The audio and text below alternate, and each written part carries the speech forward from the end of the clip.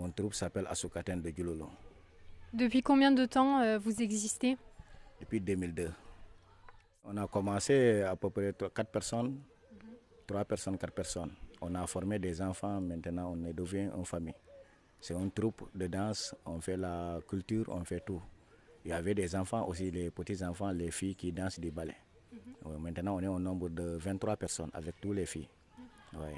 On peut vous retrouver où? On peut voir ce que vous faites pendant des événements culturels, pendant des événements sportifs? Oui, on est dans les sports, on est dans les cultures, on est partout nous, au mariage, partout. Oui, notre musique, ça part du bois sacré.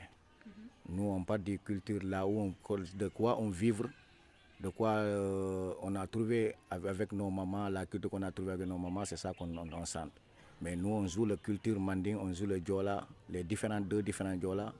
Ouais, on joue beaucoup de musique. Ouais.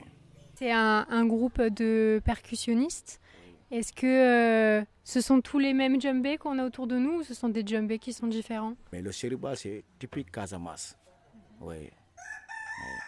Nous, on est typique dans le Seriba. On ne fera pas le djembé. Dans notre troupe, il y a des djembés pour accompagnement. Mais le djembé, là, ça joue le rôle culture casacé.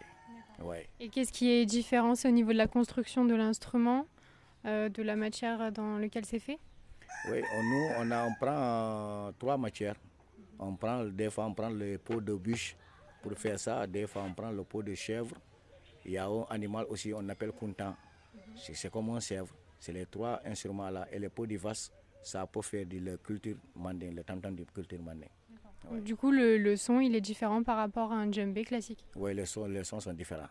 Et c'est quoi qui est différent? C'est plus grave, c'est plus aigu? Est-ce que dans le jeu, il y a quelque chose qui est différent? Oui, parce que si tu as vu les 3 pièces-là, on appelle ça le congas.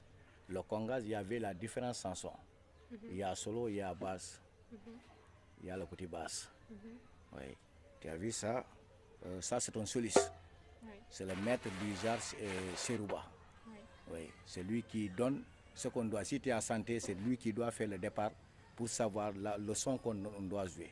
Okay. Oui. Ça, c'est le basse. Oui. Oui. Ça, c'est le cerveau du troupe. Tous les tam-tams là, ça, c'est le cerveau. Oui. Et donc, quand vous formez un groupe de percussionnistes, vous êtes obligé d'avoir ce nombre-là de djembés pour pouvoir jouer? Tu peux commencer avec 3. Tu peux commencer avec le djilandjan, ça s'appelle le djilandjan. On appelle ça le solis. Il y a le couture avec ça, avec le petit couture. Les 3 là, typique Yoruba africain, c'est les 3 là. Maintenant, c'est nous qui avons ajouté les autres là pour changer les modifications des sons.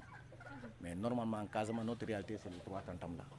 Comment moi je peux transmettre votre énergie musicale à travers mes images? Qu'est-ce qui fait que ici c'est exceptionnel d'écouter votre musique? Oui, la musique, notre musique, ça donne beaucoup de choses. Nous, on joue la culture. Oui, la musique là, ça part. Ça part. Si tu connais la musique, tu vas savoir ce qu'il dit. Mais ça part du langue. Chaque musique part du langue. La musique djola, elle part du langue. Si un artiste écoute, il peut savoir ce qu'il dit.